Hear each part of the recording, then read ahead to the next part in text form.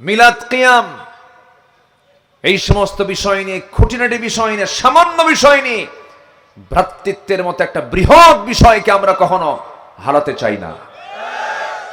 ভ্রাতৃত্বের বন্ধনাবদ্ধ হয়ে ইসলামের প্ল্যাটফর্মে দাঁড়িয়ে পরকালীন জবাবদিহিতা মাথায় নিয়ে আগামীর দিনকে আমরা ইসলামের দিন দিয়ে সাজাতে চাই। রাজি আছেন কারা কারা? হাত উঁচু করে দেখান মুসলমান। নারায়ে তাকবীর, নারায়ে তাকবীর। দুনিয়ার মুসলিম এক হও, এক হও। নারায়ে তাকবীর। সম্মানিত ভাইয়েরা, একজন নবী ছিলেন যিনি এক সকাল সন্ধ্যায় তার সিংহাসনে চড়ে গোটা পৃথিবী ঘুরে ঘুরে সন্ধ্যায় বাড়িতে ফিরতেন। সেই নবীর নাম কি বলেন? বিমান ছিল সেই সময়, কিন্তু বিমানের সুযোগ সুবিধা তিনি কি পান নাই? তার চাইতে বেশি পেয়েছেন। একটা বিমান আমেরিকা থেকে আমার দেশে আসতে সময় লেগে যায় প্রায় 24 ঘন্টার মতো। আটলান্টিক পাড়ি দিয়ে বিশাল একটি জার্নি করতে হয়। অথচ হাজার হাজার বছর আগে সুলাইমান আলাইহিস সালাম তিনি একদিনের সকাল সন্ধ্যায় তিনি গোটা পৃথিবী ঘুরে সিংহাসনে তিনি আবার তার নিজের বাড়িতে তিনি ঢুকে পড়তেন। সেই সুলাইমান ছিলেন গোটা পৃথিবীর শাসক। আলহামদুলিল্লাহ বললেন না তো? উনি কি ছিলেন? শাসক তো, কিন্তু লোকটা কি ছিলেন? শুধু লোক না নবী? মানুষ তো, বান্দা, কিন্তু আরেকটা পরিচয় কি? তিনি নবী ছিলেন। তার বাপও নবী ছিলেন। তার বাপকে বলেন দাউদ আলাইহিস সালাতু ওয়াস সালাম। আল্লাহ পাক দাউদ আলাইহিস সালামকে এত এত মুআজিজা দান করেছেন, তার হাতে যখন লোহা আসতো লোহাগুলো কাদার মতো নরম হয়ে যেত। উনি ছিলেন অস্ত্র নির্মাতা। কি কি কি নির্মাতা? অস্ত্র নির্মাতা ছিলেন। তো সুলাইমান আলাইহিস সালাম নবী হয়ে পৃথিবী শাসন করেছেন। ইউসুফ আলাইহিস সালাম নবী হয়ে তিনি মিশরের খাদ্যমন্ত্রীর দায়িত্ব পালন করেছেন। আমার নবীজি মদিনা নামক রাষ্ট্র গঠন করে 12.5 লক্ষ বর্গ মাইলের তিনি রাষ্ট্রপ্রধান ছিলেন। পরবর্তী 4 খলিফা 30 বছর ধরে অর্ধ পৃথিবী শাসন করেছেন। কিন্তু একটা মহল, আলেম ওলামা, দাড়ি টুপি, এদেরকে মনে করে এরা রাজনীতি করবে কেন? এদের ধারণা যে আমরা মদের দোকান দিয়ে বসবো আর ওরা দোয়া করে দেবে। বোঝেন নাই? ওদের চিন্তা হলো যে আলেম ওলামা আমরা মিল ইন্ডাস্ট্রিজ করব, ব্যবসা বাণিজ্য করব, ক্যান্টনমেন্ট চালাবো, সচিবালয় চালাবো, দুর্নীতি করব, দেশের টাকা বাইরে লোপাট করব, আর হুজুরা দোয়া করে দিবে। সেই দিন আর নাই। আসতে খাবেন না, জোরে বলুন ঠিক কিনা? সেই দিন আর নাই। মানুষ এখন সচেতন, মানুষ বোঝে, আর ঠকতে চায় না মানুষ। সম্মানিত বন্ধুগণ, বহুদিন আগে একটা কথা মনে পড়লো আমার। একটা ছেলে আমার দিকে তাকায় আছে বারবার, ছোট্ট আমার দিকে তাকায়া চিন্তা করতেছে। বললাম, বাবা তুমি আমাকে দেখো। কি দেখো বাবা? বলো তো কি হয়েছে তোমার? ভাবছিলাম হুজুররা ভালো মানুষ, কিন্তু ভালো না। কেন? হুজুররা বিয়ে করে আবার বাচ্চাও হয়। কি কথা কি বুঝতেছেন আপনারা? হুজুররা বিয়ে করে আবার বাচ্চাও হয়, তো হুজুরা তো ভালো না। মানে আমাদের কি নিয়ে মানুষের চেতনা হলো আমরা খাওয়া দাওয়া চলা ফেরা, এইগুলো আমাদের, আমরা তো ফেরেশতা না। রাসূল নামাজ পড়বেন আর আবু জেহেল মদের দোকানদারি করবে, আবু জেহেল রাষ্ট্র চালাবে, আবু জেহেল জেনার লাইসেন্স দেবে। এটা হতে পারে না। আমরা আগামীর দেশকে গড়তে চাই ইসলাম দিয়ে। জোরে বলুন ইনশাআল্লাহ। যারা জীবন দিয়েছে জুলাই আগস্টের আন্দোলনে, আমি আমার চোখ সাক্ষী। আমি দেখেছি। আমি তো 71 শুনেছি। আমি 71 কি শুনেছি, আর 24 দেখেছি। নিজের চোখ সাক্ষী। ক্ষমতাকে পাকাপোক্ত করার জন্য স্বৈরাচারী আচরণ কেমন হতে পারে এটা লক্ষ্য করেছি। সে জায়গায়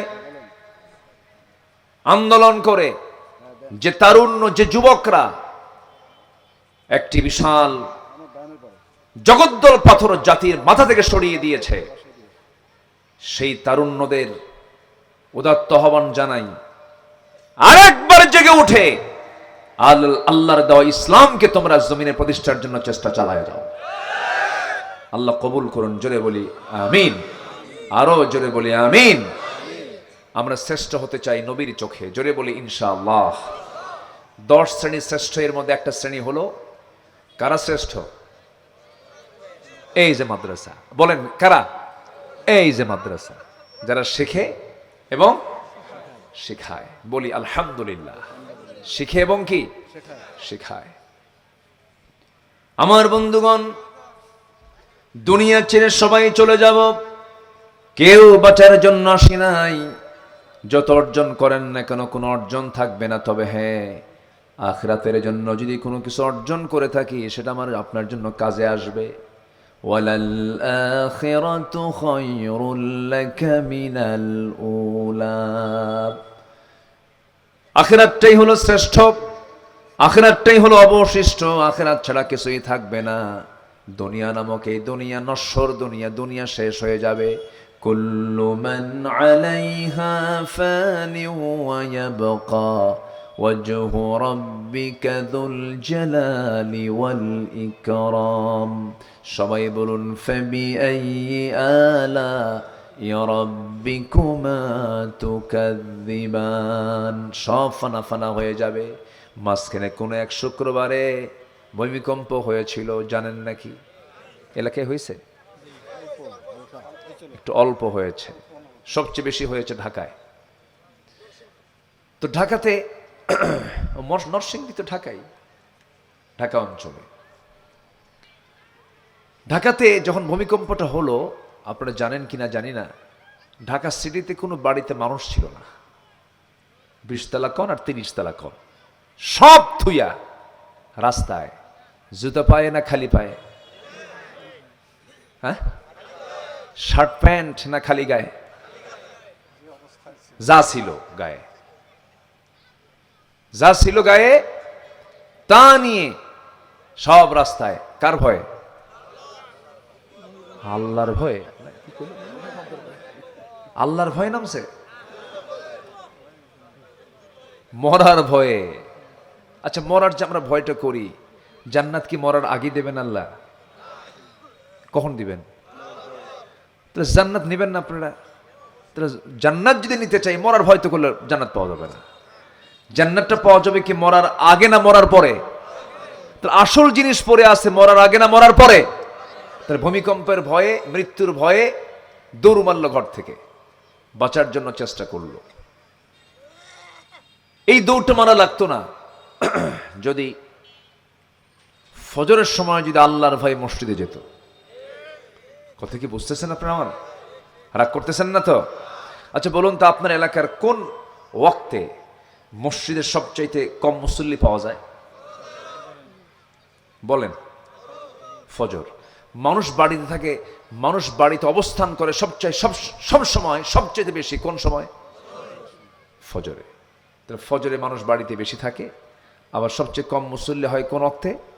ফজরে। মানুষ করেটা কি? কি করে? ঘুমায়। আজান দিলে ঘুম আরো বেশি ধরে হুজুর। হাদিস, শয়তান শেষ রাত্রে আসে। শয়তান কোন সময় আসে? শেষ রাত্রে। শেষ রাতে এসে শয়তান এসে শিয়রে বসে। রাসূল বলেন আলাইকা লাইলুন তাবিল, আলাইকা লাইলুন তাবিল। রাসূল বলেন শয়তান সেই সময়ে বলে, তোমাদের জন্য রাতটা বড় লম্বা, তোমাদের জন্য রাতটা বড় লম্বা, তোমরা ঘুমাও ঘুমাও ঘুমাও। এইরকম করে বারবার মাথার ভিতরে হাত দিয়ে বারবার তাকে এমন করে তাকে উদ্বুদ্ধ করে। রাসূল বলছেন ওই শয়তানের ওয়াসওয়াসা থেকে যদি বাঁচতে চাও, 3টা কাজ করবে। সেই সময় শয়তান 3টা গিট মেরে যায়। কয়টা গিট মেরে যায়? 3টা গিট মেরে যায়। 1 নম্বর গিট যদি শুনতে চাও, সঙ্গে সঙ্গে তোমরা ঘুম থেকে উঠবে নামাজের জন্য, বিছানা থেকে পিঠটাকে সরায় নিবা। 1 নম্বর গিট ছুটে চলে যাবে। সুন্দর করে ওযু বানাবে। 2 নম্বর গিট চলে যাবে।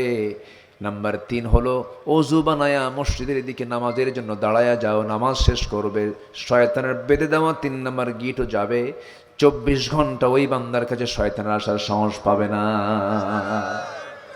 সবাই কি নামাজ পড়তে রাজি আছেন ভাই? যেদিন আপনি দেখবেন আপনার গ্রামের ফজরের মুসল্লি জোহরের চাইতে বেশি, ফজরের মুসল্লি আসরের চাইতে বেশি, ফজরের মুসল্লি মাগরিবের চাইতে বেশি, ফজরের মুসল্লি এশার জামাতের চাইতে বেশি, সেদিন আপনি নিশ্চিত করে আপনি বলতে পারবেন যে আপনার গ্রামে কোনো মাদক, নেশা, জুয়া, বেপর্দা, জেনা, ব্যভিচার একটাও থাকবে না।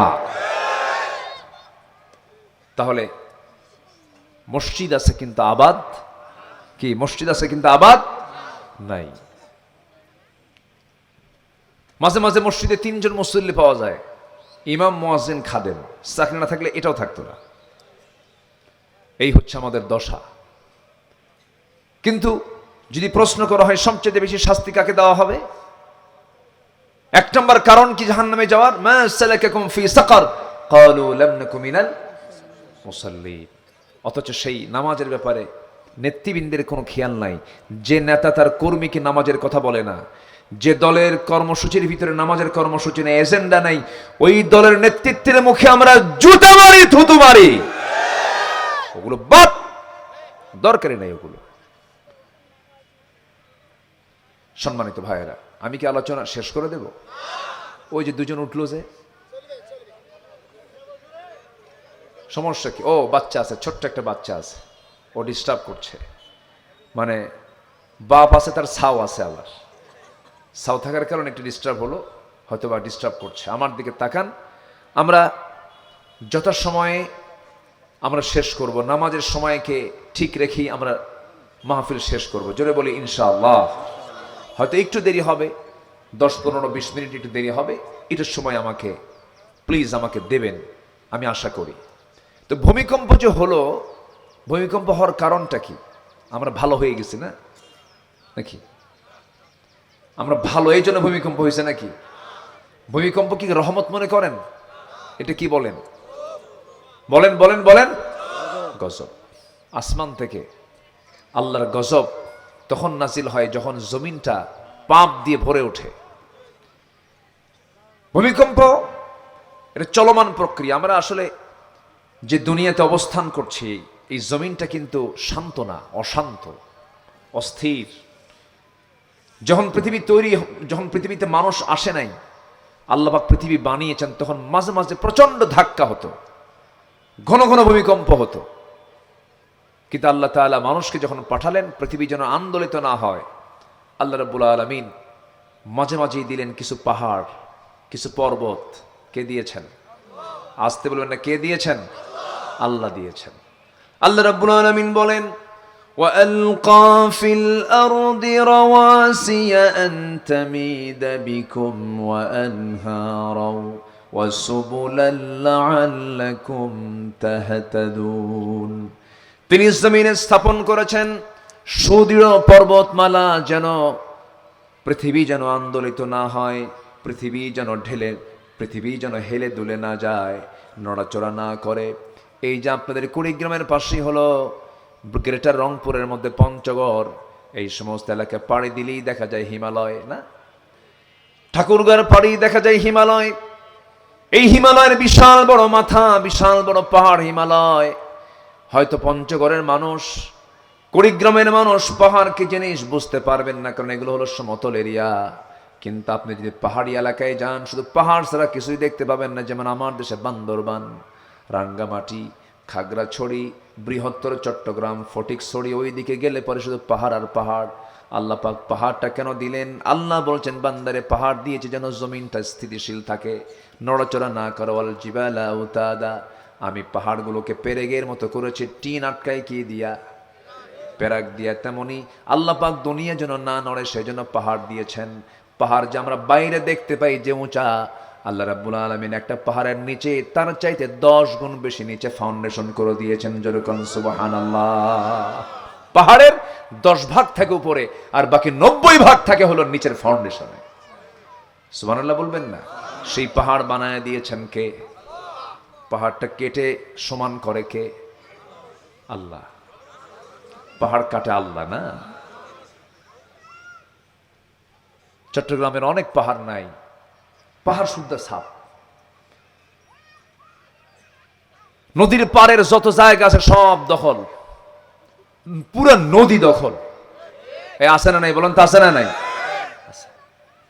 দেশ পর্যন্ত দখল কইরা সব লোপাট করলো, বাইরে পাচার করলো। সোজা গিয়ে একজন পড়ছে মামুবাড়ি দিল্লি। কোথায় গিয়ে পড়ছে? মামুবাড়ি দিল্লি পড়ছে। আল্লামা সাঈদ আজ থেকে 25 বছর আগে বলেছিলেন যে এমন একটা সময় আসবে আমরা গাছের গোড়ায় নাড়া দেব, সোজা মামুবাড়ি দিল্লি গিয়ে পড়বে।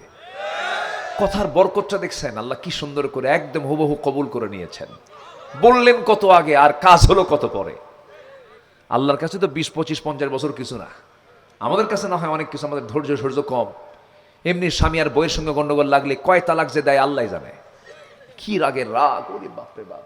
সেদিন একজন ফোন দিয়ে বলতেছে, এক মহিলা ফোন দিয়ে বলে, হুজুর একটা কথা বলে কি, আমার স্বামী না সকালেও তালাক দেয় বিকালেও তালাক দেয়, আমি কি আসি না নাই? বলে এটি কোনো কথা? 25 বছর আগে আল্লামা সাঈদীর বক্তব্য, 25 বছর পরে তার বাস্তবায়ন। আমি মাঝে মাঝে চিন্তা করি, দেখেন কত সিটি ছিল ওই ইন্ডিয়াতেই, কলকাতা ছিল কাছেই তো, ঢাকা টু কলকাতা আধা ঘন্টা 40 মিনিটের পথ যেতে পারত, ওখানে নামে নাই। এরপরে চেন্নাই আছে, রাজস্থান, হায়দ্রাবাদ, ইউপি, ত্রিপুরার আগরতলা, আসামের গুয়াহাটি, নেপাল, ভুটান, শ্রীলঙ্কা, মায়ানমার, ইয়াঙ্গুন, বনের বাড়ি, লন্ডন,